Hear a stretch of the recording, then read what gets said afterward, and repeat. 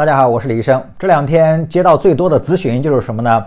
我是不是得了这个新型冠状病毒肺炎了？很多人稍微有一点点咳嗽啊，有一点点低烧啊，他就跑过来问自己是不是得了这个病，非常的焦虑。到底有没有得这个病呢？我正好拿到了今天刚刚发布的第5版的新型冠状病毒肺炎诊疗方案。那么这诊疗方案当中正好在这个方面做出了更新，我们来一起解读一下，到底什么样才是疑似病例，什么样是确诊病例呢？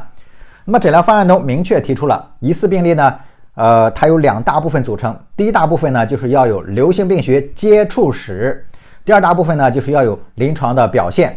流行病学接触史什么意思呢？就是你一定要接触这些情况。如果你没有流行病学接触，你没有接触，那就完全谈不上这回事了。那么接触史接触到谁呢？第一条是接触地点。什么地点呢？就是14天内接触了武汉及周边的地区。如果你没有接触到武汉及周边的地区，但是你在你住的这个周围有一个社区，那个社区里面有确诊的这些人，也算接触了这个有接触的地区。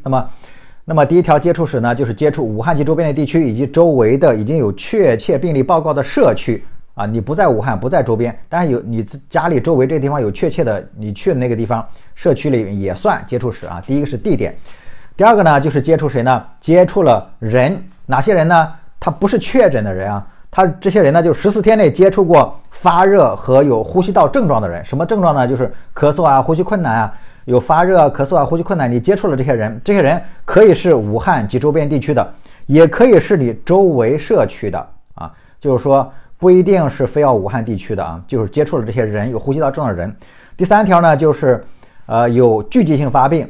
那什么叫聚集性发病呢？就是14天以内，一个家庭、一个工地、一个单位相继有2个或2个以上的人，你是聚集性发病，也是要放在这个有流行病学接触史里面的。就是说不一定在武汉，也不一定在哪里，你就是没有接触都没有关系，只要你是聚集性发病，你就是疑似的病例啊。那么第4条呢，就是与确诊的人有接触啊，这个人已经确诊了，你和他接触了，那个就是你就是疑似病例。那么有了这个以上4条当中的任何一条啊，地点、有症状的人、聚集性发病、确诊的人啊，任何一条你都就算是有流行病学接触史了。那么第2条呢，我们再看临床表现啊，临床表现呢，它一共有3条。第1条呢是发热或者是有呼吸道，那么呼吸道症状主要就包括咳嗽、呼吸困难。那么第2条呢，就是要有病毒性肺炎的 CT 表现啊，胸片往往是看不清楚的。那么第3条呢，就是发病的早期白细胞总数正常或者降低啊，淋巴细胞计数是降低的。